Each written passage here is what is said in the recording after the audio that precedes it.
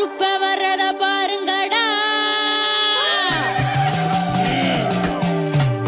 எரி தெரிக்குது, பொறி பறக்குது, சூறாவளியும் பணிஞ்சு சொல்லுது.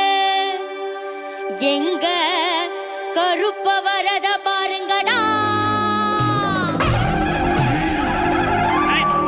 திசைகள் எட்டும் தடுமாறிட, பஞ்சபூதங்கள் வழிகாட்டிட, எங்க கருப்ப